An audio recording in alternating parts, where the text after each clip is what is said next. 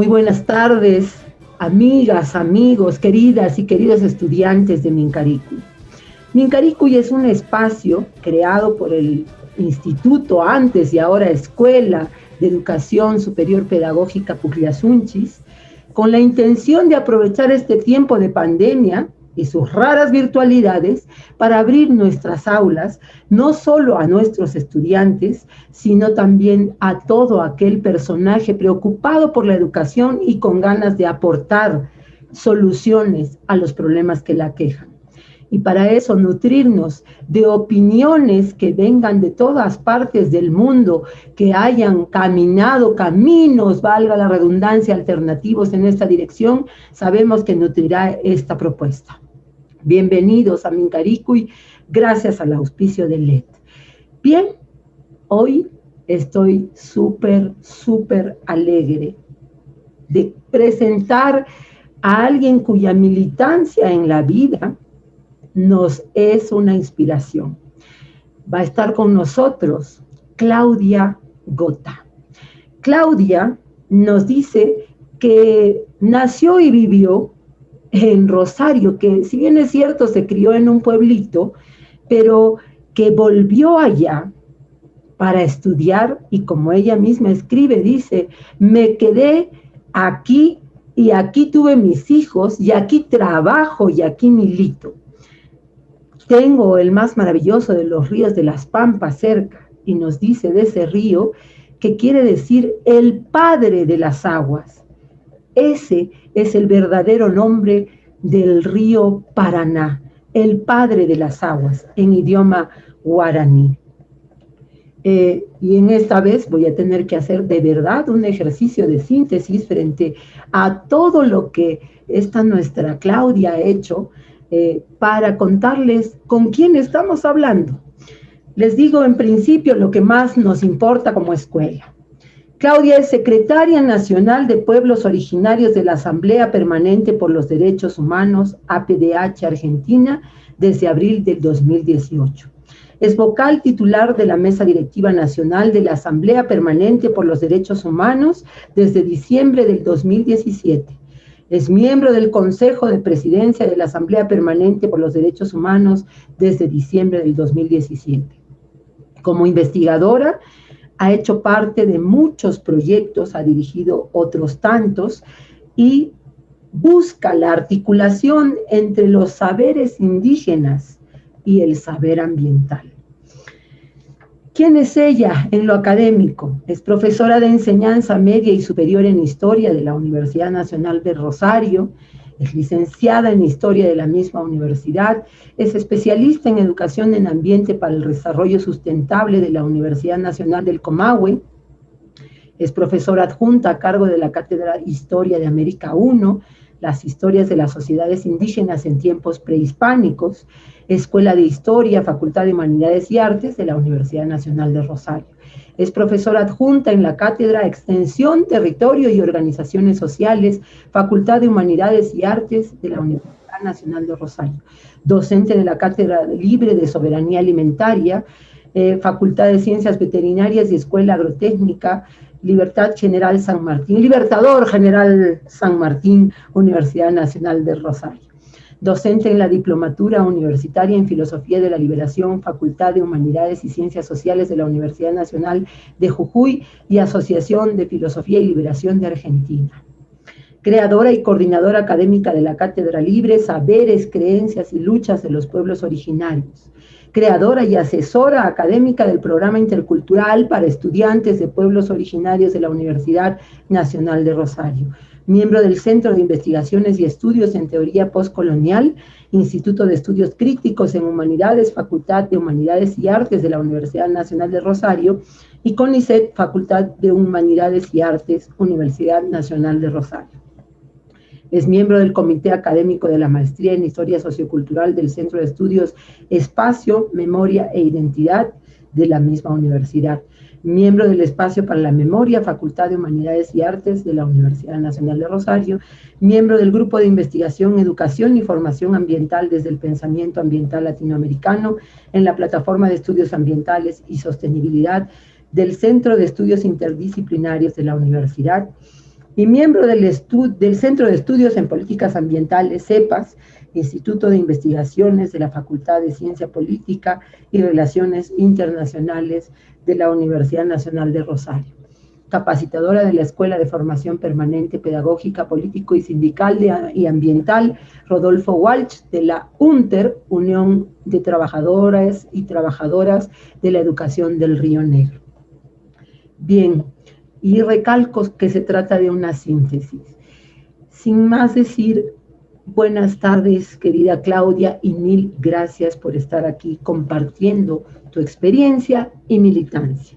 Bienvenida. Oh, buenas tardes, Tania. El gustazo es para mí poder dialogar contigo y a partir de este diálogo llegar a otros jóvenes, a otros oyentes, y esto es parte de lo que nos hemos propuesto como tarea en este transcurrir por nuestra Pacha. Gracias, Claudia, y bienvenida nuevamente. Gracias. Y la pregunta va directo y a quemar ropa. Cuando hemos escuchado tus intervenciones, tus aportes, hemos escuchado el término descolonizar. ¿Quién escribió la historia? Hay que preguntarnos, esa historia oficial que circula y que sigue formando a nuevas generaciones de latinoamericanos.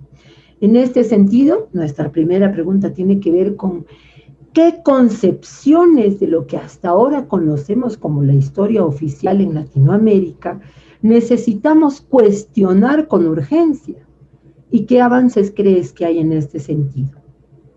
Bien, bueno, empezamos a fondo porque esto es un poco la tarea que de algún modo me ha movilizado a partir de transcurrir en la universidad como estudiante de una carrera como historia, en el marco incluso de tiempos dictatoriales, donde lo primero que quiero enfatizar es que la materia hoy a mi cargo, esta historia de América prehispánica, no existía. Y entonces preguntarse por qué no existía, por qué es peligroso ir hacia el pasado ancestral de nuestros pueblos en esta inmensa territorialidad de la Via Llana. Evidentemente porque presenta un lugar de donde interpelar la historia oficial que tiene distintos marcos, el global o mundial, el continental, el nacional y el regional, pero en todos ellos hay un punto de partida que implica pensar esa historia desde el punto de vista teleológico, impuesto por el eurocentrismo, desde dónde había que partir y hacia dónde había que llegar.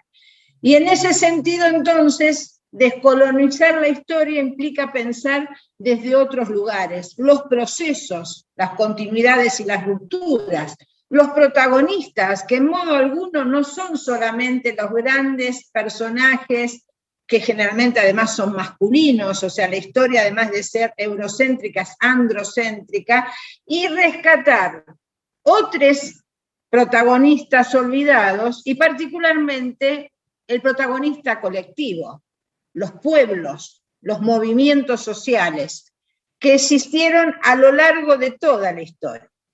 Entonces, decolonizar la historia oficial que muchos maestros nos han enseñado, desde Martí en adelante, implica una tarea que, lógico, está todavía por hacerse en gran medida, pero de la cual hemos tenido, como tú dices, algunos avances. En principio, cuando hablo de Martí, yo siempre les digo a mis estudiantes, el primer día en que nos encontramos, que todos los años se reedita esa gran extrañeza de los jóvenes, de los jóvenes, frente al pasado que nos es propio. Conocen de Egipto, conocen hasta los hititas, conocen los persas, los sirios, por supuesto los griegos y los romanos, pero nada saben de nuestros propios pueblos en su pasado ancestral. Y entonces les recuerdo esto que dijo Martí allá hacia fines del siglo XIX en Nuestra América, una de sus grandes y maravillosas obras, cuando nos reclama la historia de América, de los incas acá, ha de enseñarse al dedillo, aunque no se enseñe la de los arcontes de Grecia. Nuestra Grecia es más importante que la Grecia que no es nuestra, porque nos es más necesaria. Y esta es la razón. Es necesario y urgente repensar la historia que nos contaron, porque como dice también una canción, si la historia la escriben los que ganan, eso quiere decir que hay otra historia. La verdadera historia, dice la canción, quien quiera oír, que oiga. Y en realidad hay muchas historias, todas importantes, todas tienen un sentido que implican y nos permiten interpelar la única y verdadera historia que nos quisieron imponer. Entonces, el volver a esa profundidad histórica no implica pensar que nuestros pueblos son estáticos ni sociedades frías, como la escuela de la antropología de los 50 de los 50 del siglo pasado nos quiso imponer, sino pensar que hay mucho por aprender en esas otras formas de estar siendo, que además están presentes,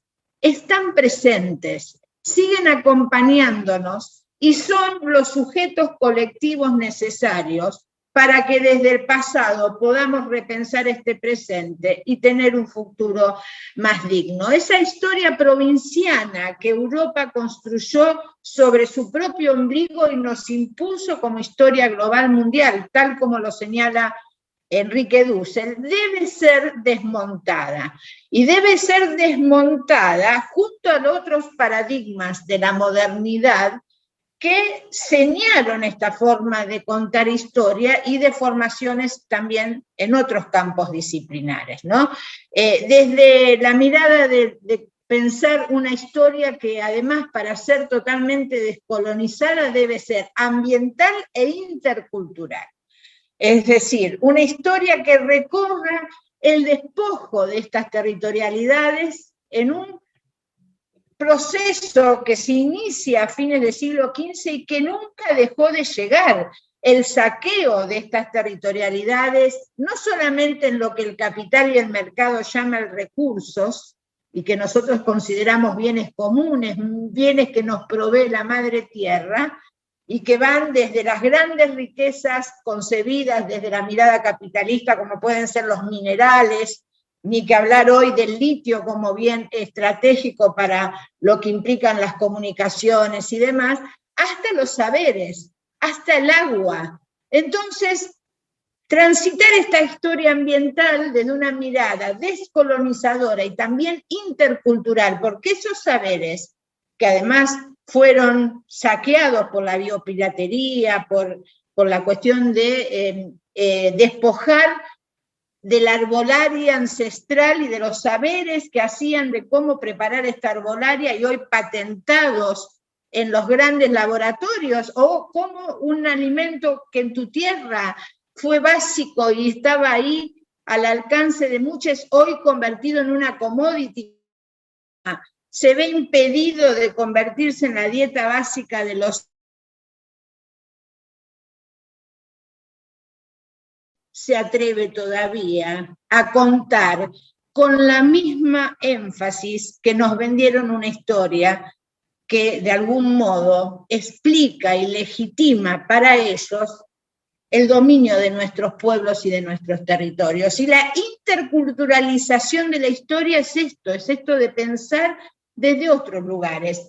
Y es lo que nos lleva a explicarle a los estudiantes por qué esta materia no se enseñaba en tiempos de dictadura. Porque qué implica pensar cómo vivieron y para comprender cómo siguen resistiendo en esta palabra que juega con la reexistencia que nos enseña Porto González al estudiar el noreste de Brasil y los habitantes de esos territorios, cómo pudieron y siguen resistiendo en sus territorios, que siguen siendo los más ricos en biodiversidad, porque aunque nosotros usemos los lentes de la modernidad y lo veamos como sumergido en la pobreza, tienen una relación armónica con la tierra y con los bienes que ésta le provee y la preservación de los mismos, que hace repensar también y desmontar también la noción de riqueza y de pobreza, ¿no?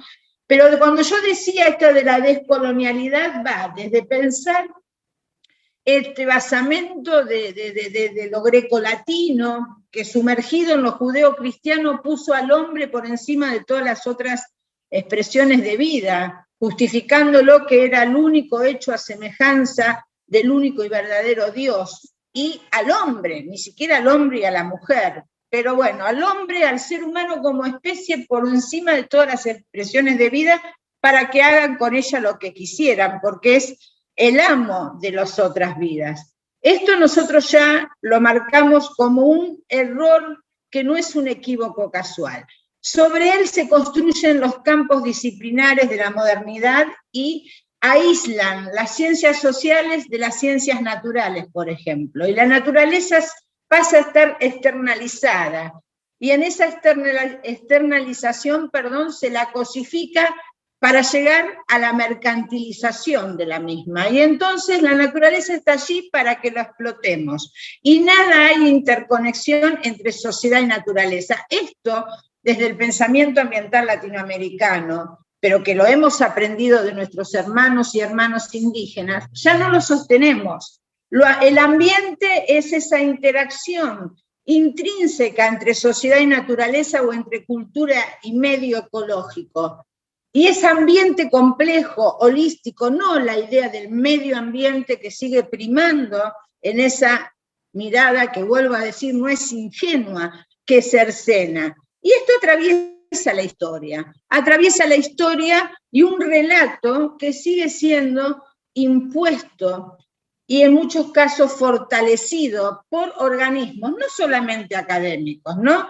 Los organismos internacionales que siguen poniendo grandes antemurales, a veces en forma de vidriera correctamente, políticamente hablando, pero que están justificando el avance y el despojo que nunca dejó de darse. Y por otro lado, los medios de comunicación, y ni que hablar de lo que a veces nos pasa con nuestras propias clases dirigentes. Entonces, desmontar la historia oficial, descolonizarla, interculturalizarla y en definitiva ambientalizarla, pero donde lo intercultural nutre esa mirada ambiental, sin lugar a dudas, para quienes sostenemos el pensamiento ambiental latinoamericano, es una tarea que se ha comenzado a hacer, podríamos decirlo, desde la mirada martiana en sí misma, pero que nos ha costado tiempo reconocer lo que nos decía Martí,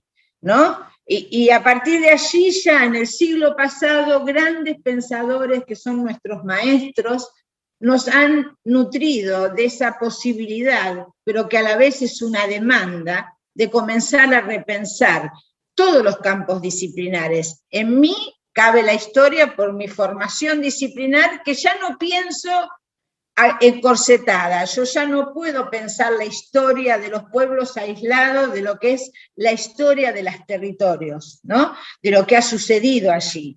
Y, por supuesto, de la permanencia de sus cosmovisiones y de sus saberes que se reeditan para seguir resistiendo y de los cuales es necesario y urgente que aprendamos a pensar nuestro presente, porque nos merecemos vivir bien, este buen vivir que ellos nos enseñan, para que nos lo apropiemos y lo garanticemos para las generaciones futuras. También para nosotros, porque nos merecemos vivir bien. Pero el buen vivir y la idea de la interculturalidad muchas veces queda subsumida para los pueblos. Entonces, educación intercultural bilingüe para los pueblos indígenas. No, nosotros necesitamos también de esa educación intercultural. La educación intercultural debe ser para todos, porque nosotros necesitamos de esos saberes. Como dice Martí, conocer nuestra Grecia nos es más necesario que la Grecia que nos es propia, nos es ajena. Y ya no necesitamos hablar de Grecia, porque conocemos tanto nuestras culturas, que ya no necesitamos compararla con la referencia eurocéntrica para que se comprenda. Debemos explicar nuestra historia desde nuestra propia territorialidad. Y esa es una tarea que empezamos a hacer desde hace unas décadas, pero sin lugar a dudas queda mucho todavía, porque el pensamiento hegemónico sigue siendo el moderno, el de la modernidad disciplinar, fragmentaria, y por supuesto al servicio hoy de un avance continuo del capital y del mercado en nuestros territorios. Exactamente, ¿no? Y hasta reivindicar las ópticas no solo en las aulas, sino reivindicarlas como docentes militantemente, y a ustedes estudiantes, queridos, queridas, querides, reivindicarla en las acciones cotidianas, ¿no? Solamente me pongo a pensar qué tan necesario es recordarle a los más pequeños, a las más pequeñas, a los más pequeños, recordarles la diferencia entre la visión de recurso, la tierra como recurso, que permite tantas atrocidades, y la tierra como madre, que todavía permanece viva en cada vez que nosotros nos detenemos a agradecerle en los agostos, por ejemplo, en el caso del Perú. Claudia, ¿y qué avances ves en Latinoamérica o de los que has sido parte tú en otros países, no solo en Argentina, pero comenzando obviamente por Argentina, en este sentido, en reconquistar nuestra propia visión de la historia? Bien, por suerte podemos dar muchos ejemplos que han marcado ya líneas de lucha en el campo epistémico, que tiene como un correlato luego lo político y por supuesto esta interpelación a lo económico.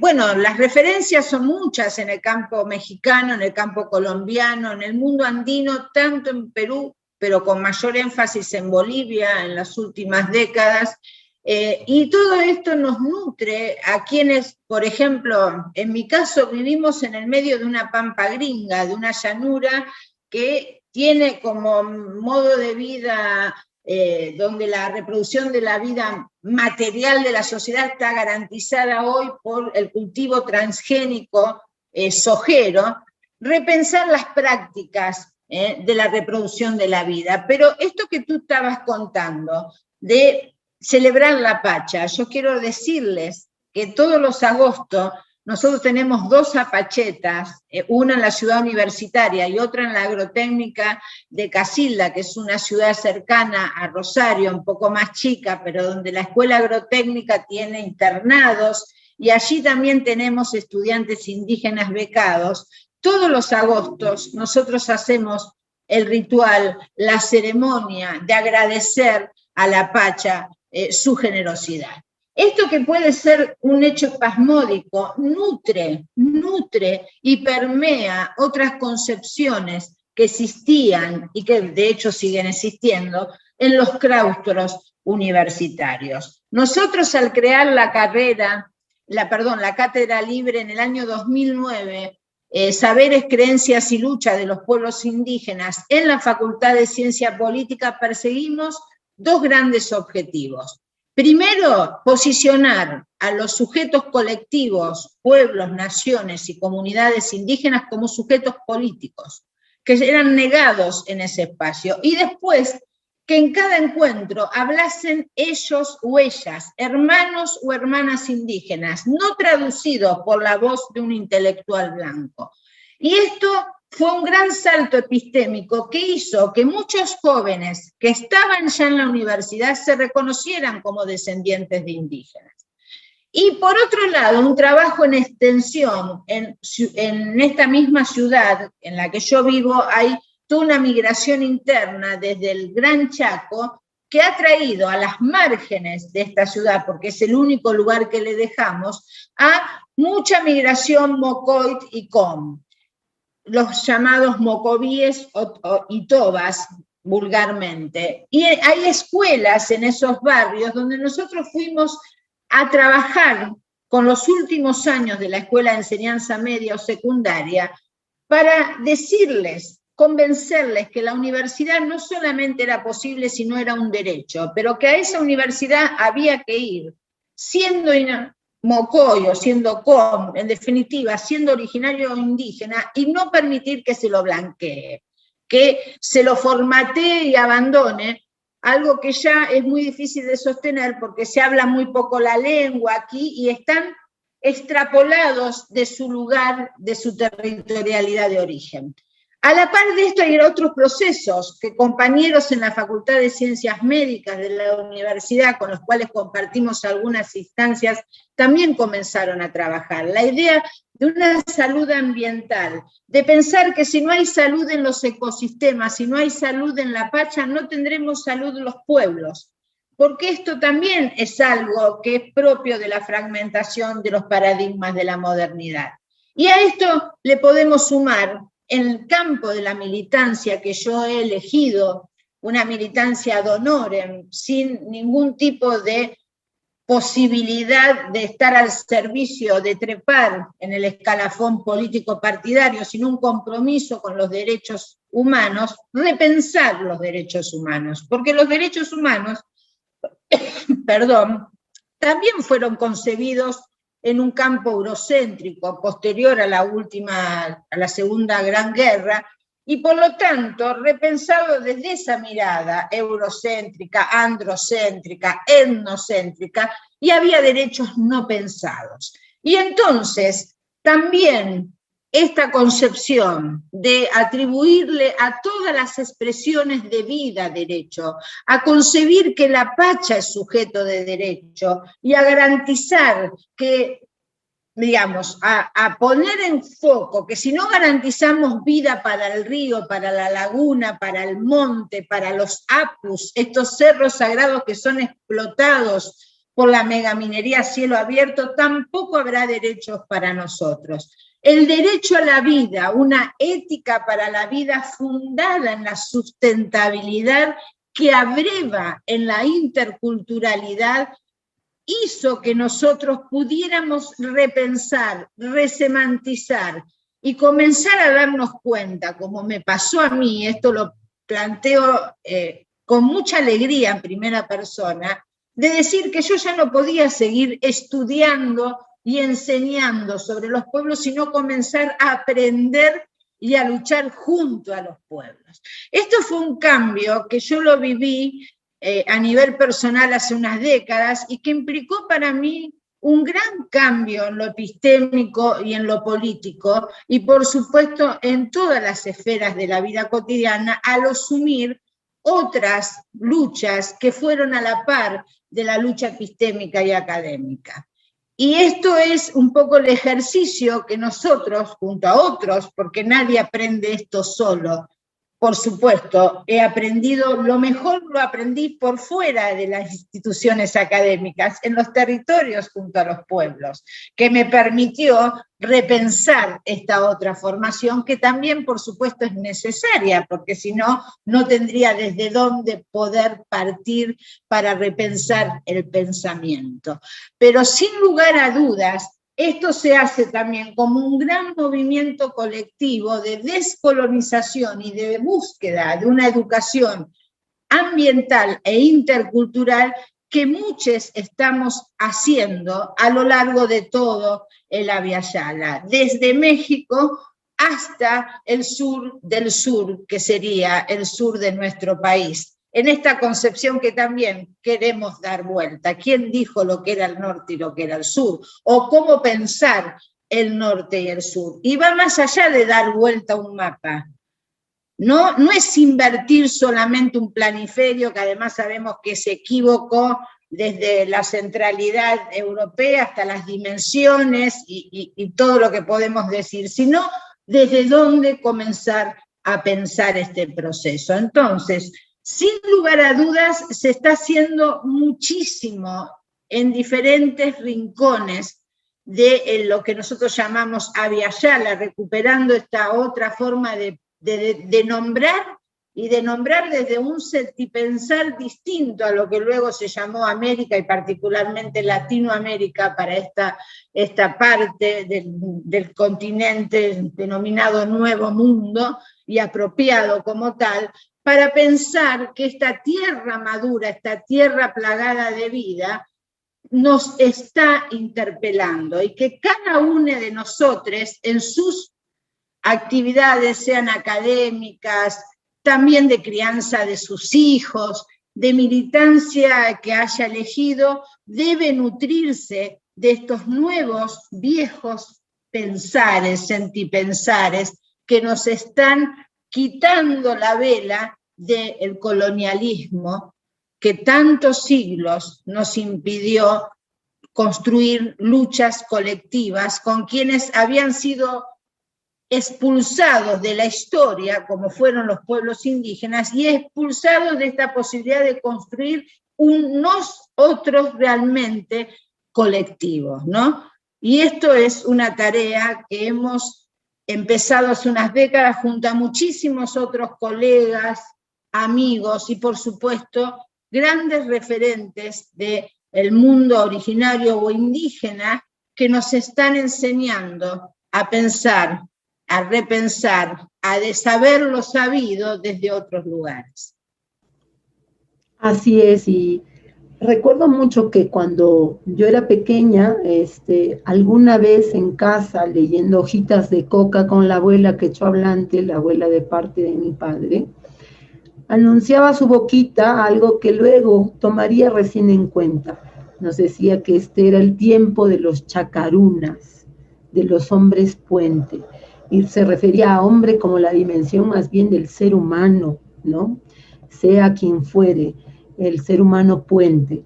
Entonces, nosotros no podemos tampoco pelear con esa parte también de origen europeo y de europeo ya mezclado y mezclado y mezclado y de pueblo originario ya mezclado y mezclado y mezclado hasta que confluyeron en nuestros genes.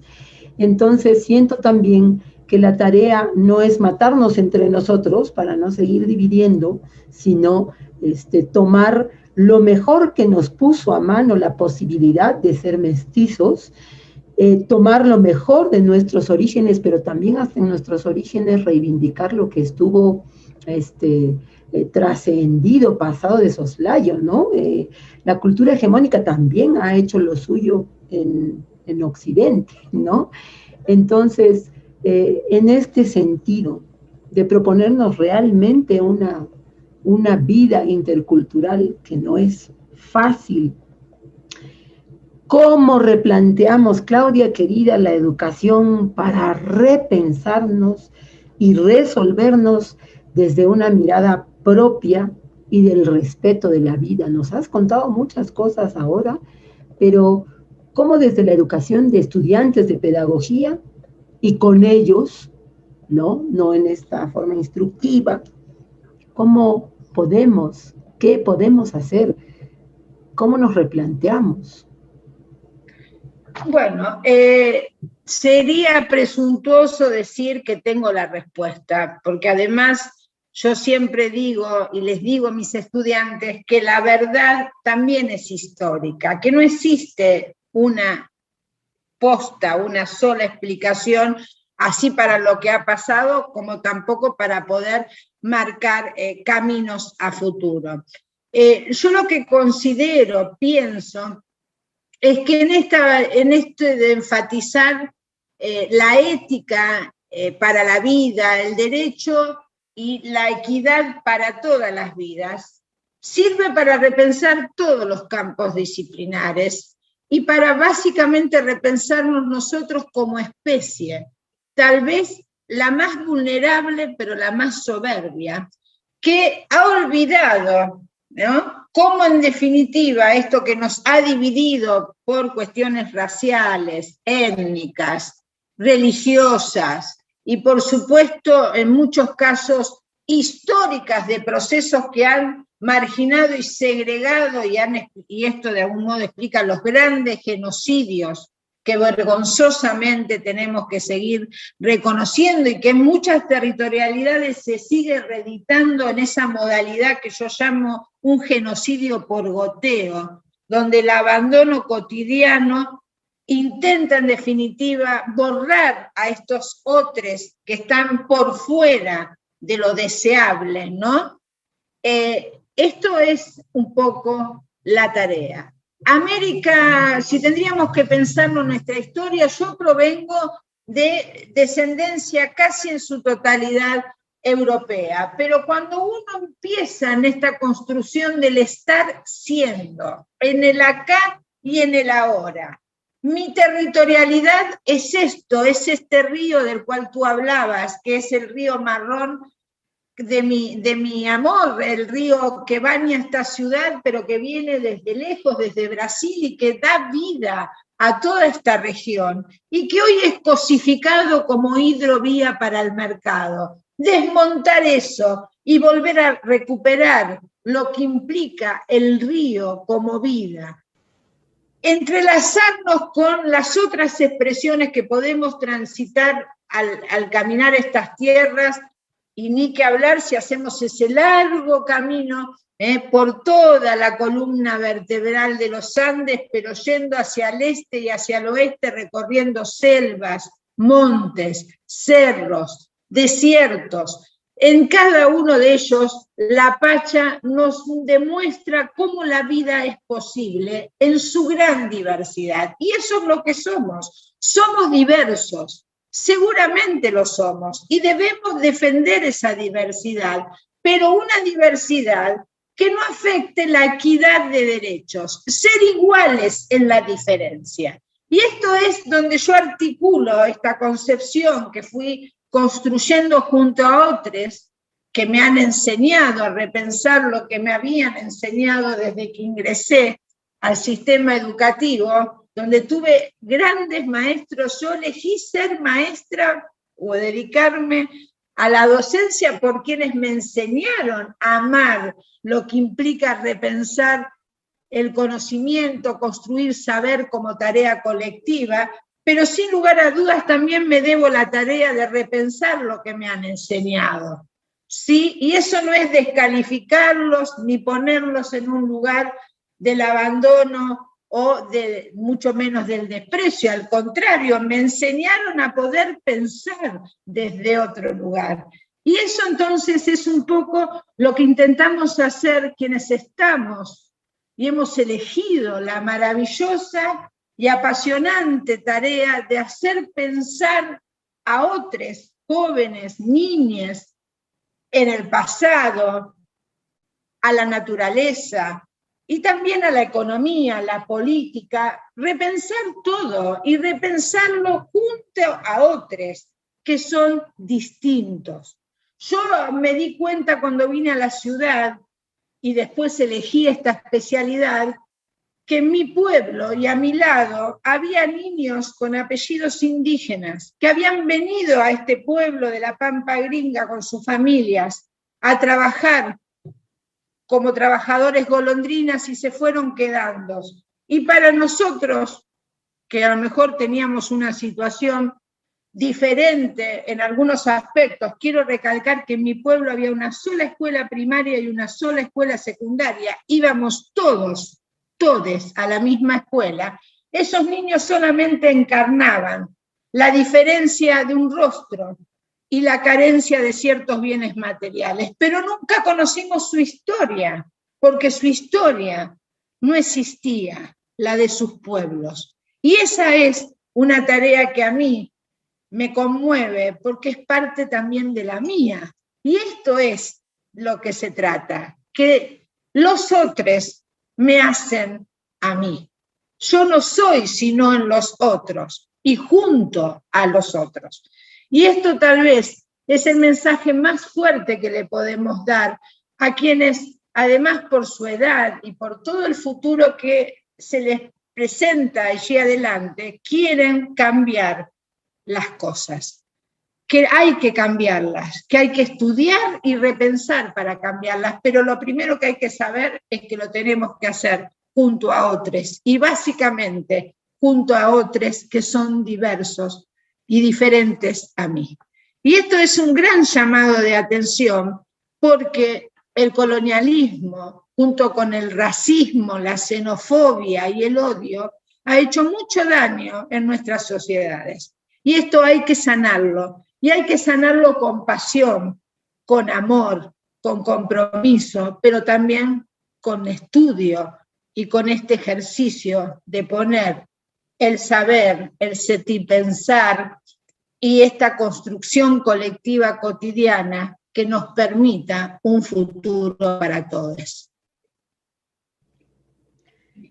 Qué conmovedor escucharte, porque es como muy reafirmador de lo que buscamos a nivel de la escuela y queremos contagiar a quienes nos escuchan fuera de ella.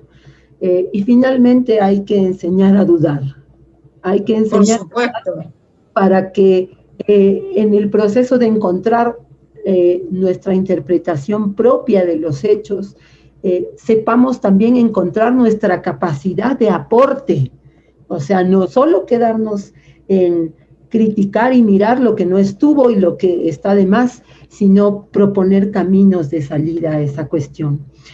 Esto es muy importante y te agradezco porque el camino de las incertezas, de la incertidumbre, es lo que construye realmente saber salidas. Y de algún modo se lo digo también a mis estudiantes en la carrera de historia, que si pensamos que todo está dicho y que existe la verdad en la historia, y que yo digo la verdad es histórica en sí misma, ¿para qué estudiamos? Un mismo documento, así sea el más trabajado, tú puedes mirarlo desde otro lugar.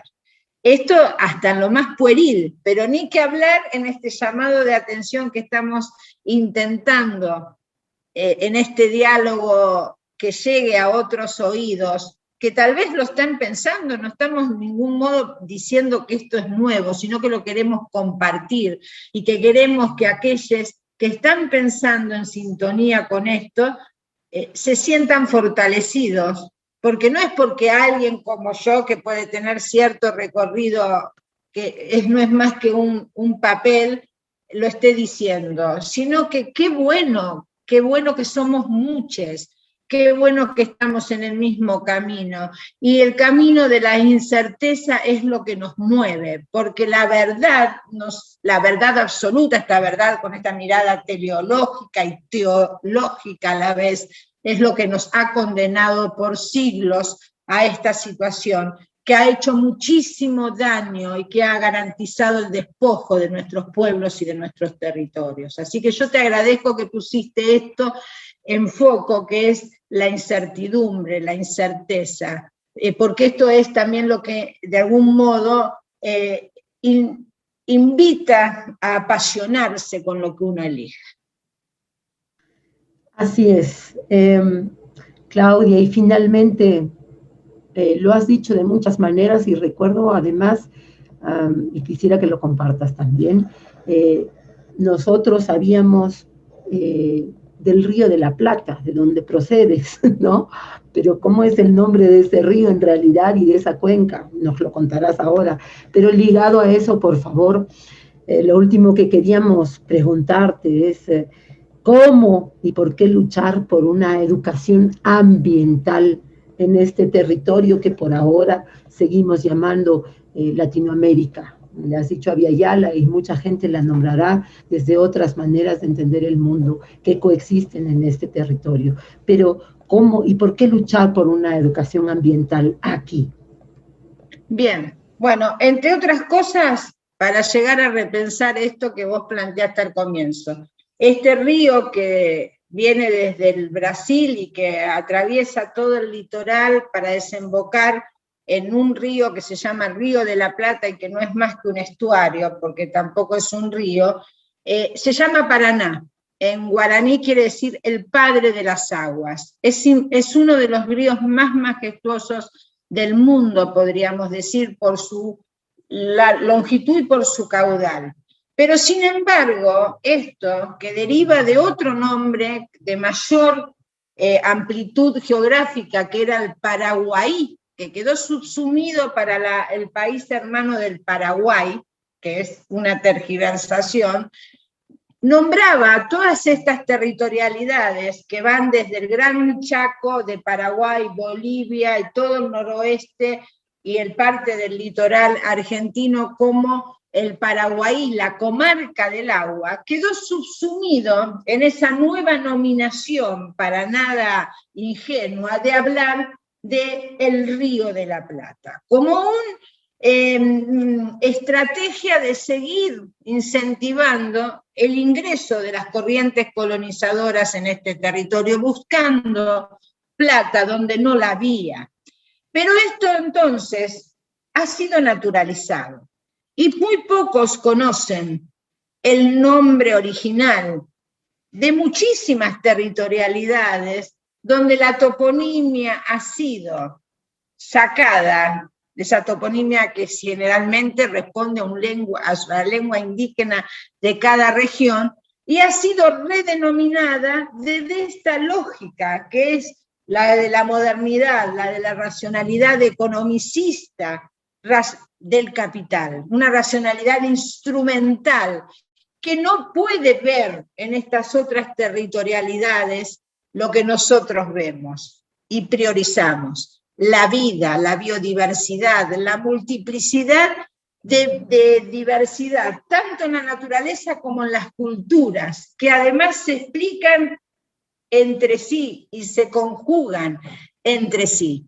Una lengua indígena nombraba a estos territorios con una lógica que es interpelable. Era lo que abundaba, el agua, era la comarca del agua. Hoy eso no se sabe porque se impuso como un paraguas que es semántico, epistémico, pero también político y expoliador de lo económico, otro nombre para estos territorios. Entonces, esto que es tan simple como recuperar una toponimia que tiene detrás de sí una lógica de repensar la territorialidad para poder seguir siendo territorios para la vida y no para el capital y el mercado, es lo que de última justifica y legitima la necesidad de que la historia deba ser ambiental e intercultural.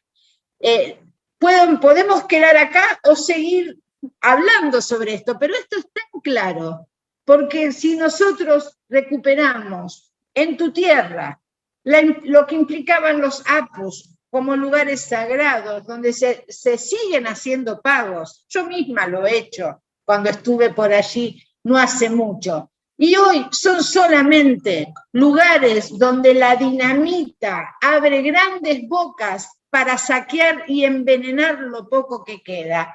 Es una cuestión lógica. ¿Qué es lo que está al servicio de la vida y al servicio del despojo, el saqueo y la muerte del ecosistema y también de los pueblos? Porque además nosotros somos ambiente, somos parte de ese ecosistema. Si recuperamos esta lógica de ser una expresión de vida más entre tantas vidas, que además nos enseñan cómo hacia el interior cada especie coopera, porque otra cosa que se nos enseña mal es la competencia en la naturaleza, pero no se enseña cómo hacia adentro cada especie coopera para resistir. Y nosotros, esto también lo hemos recuperado de los pueblos, porque el pensamiento hegemónico ha llevado a que hombres y mujeres, o para hablar en general, la especie humana, haya invertido mucho tiempo y mucho dinero en autodestruirse. Esto que nos está pasando en este contexto de pandemia, más allá de lo desolador, de lo angustiante, de las pérdidas que muchos de nuestros amigues han sufrido en cercanía, por suerte yo no puedo decir, y espero que esto no se dé en mis afectos cercanos, pero conozco muchísimos conocidos que han perdido gente, nos pone frente a la situación de tener que repensar este modelo hegemónico de expoliación de la vida y de los territorios que nos ha llevado a esta situación. No es un contexto solamente que cuando los pasemos quede solamente en manos de vacunaciones masivas o de preservaciones y estrategias sociosanitarias. Nos demanda, nos interpela y nos obliga a repensar nuestras formas de estar siendo y de habitar este planeta, esta pacha, esta matria global que amorosamente nos da la vida cotidianamente y que muchos siguen viéndola como un recurso solamente para enriquecerse en esa lógica de la racionalidad capitalista insustentable que nos ha llevado a olvidar la ética de la vida, para la vida y la sustentabilidad para todos los que somos, nos consideramos hombres, mujeres, jóvenes, niñas y todas las diversidades sexogenéricas que quieren y pelean por el buen vivir. Así es, Claudia querida, solo como un regalo te compartimos que desde el idioma nuestro, el runasimi, mal llamado también quechua, pues en lugar de pago para los apus, como los has referido, usamos la palabra anjoso, alcance en castellano, o mejor traducida como ofrenda, porque el pago también es un concepto del que queremos librarnos con todo amor. Totalmente. Es un don, es un contradón, es una ofrenda por todo lo que ese APU nos da, por supuesto. Es cierto. Eso también, esto cuesta, ¿no? Sacárselo. Ese ejercicio. Gracias por esa observación. Gracias a ti más bien, y esto que acaba de pasarnos ahora es un llamado a que estemos alertas y que todo el tiempo nos estemos preguntando a nosotras, a nosotros, a nosotres, nos estemos preguntando ¿qué estoy eligiendo? Acción a acción. Claudia, muchísimas gracias por haber estado aquí. Nos tocaría hablar de muchísimas cosas más, y sin embargo tenemos al guardián del tiempo diciéndonos de que este encuentro debe concluir. Pues esta es otra cosa que hay que desmontar, que es la concepción del tiempo lineal, de la esclavitud del reloj, que es un símbolo tan claro de la modernidad. Y yo solamente me gustaría decir una frase que muchas veces digo como militante por los derechos humanos, cuando pongo en cuestionamiento la vulneración cotidiana de los derechos en casi todas las territorialidades que habitan las comunidades, los pueblos y naciones originarios o indígenas de mi matria, que recuerdo a un poeta chileno que dijo: en un país gobernado por idiotas, nació la rosa enana, y como era mi rosa, me agaché para besarla. Entonces me cortaron la cabeza. En un país gobernado por idiotas, antes de rendirle culto a la belleza, hay que quitarle el hacha al asesino. Y esto es parte de nuestra tarea, seguir construyendo estas otras formas de sentir, pensar y de construir saber, pero no olvidar que el enemigo no está afuera. No es solamente esa concepción eurocéntrica que vino a fines del siglo XV para llegarse, que esto se reedita en los lugares más recónditos y los más visibles, donde el poder sigue tejiendo redes que nosotros, desde la descolonialidad, desde la ambientalización de todo el campo del saber y desde la interculturalidad, seguimos destejiendo día a día. Así es, así es. Y que entonces, rebelándonos contra esta concepción del tiempo, este sea el primero de muchos abrazos que tú y la escuela se dé permanentemente en esta búsqueda común. Gracias por acompañarnos y nos vamos a despedir con esta canción de tu elección que se llama Canción con Todos. Si quieres decirnos algo más, pues ahora. No, solamente decir que sí, que esta es una canción con todos los hermanos, para seguir construyendo esta fraternidad en esto que hoy se llama Latinoamérica y que en cada lugar y en cada lengua tiene su propio nombre, y soy yo la agradecida, y espero que sí, realmente sean muchos nuestros encuentros, porque para mí es un momento de celebración y de un gran placer poder dialogar contigo, Tania, y a partir de este diálogo llegar a otros hermanos, hermanas, que alguna vez, seguramente, más allá de las distancias, nos abrazaremos. Así es. Y hasta la próxima. Muchas gracias, Claudia, y solo recordarles, amigas y amigos, de que si no pudiste estar en el día del estreno, este programa siempre se repite en nuestra página de Facebook, donde queda colgada. La página es de la Escuela de Educación Superior Pedagógica Pucllashunchis, ESP Pucllashunchis, y también hacemos un pequeño resumen radial los viernes en Radio Inti Raymi a las 7 de la noche y a las 7:30 en Radio Santa Mónica, y los sábados en Radio Quillabamba a las 4:30 de la tarde. Claudia, inmensas gracias por habernos acompañado, y a ti, amiga, amigo, amigue, que estuviste con nosotras y con nosotros y con nosotres, muchas, muchas gracias. Añay, sonjo y comanta pacha, joctupananchis kama y chaykuna, tora chaykuna. Yo no tengo miedo de decir esto, ni quiero que ustedes tengan miedo de oírlo. Es importante para que nosotros saquemos los miedos de la cabeza. Hemos vivido mucho tiempo con miedo. Yo creo que debemos acostumbrarnos ahora y tener fe en que si vamos a ir a una democracia, no tener miedo. Yo ojalá que sea así. Les ruego.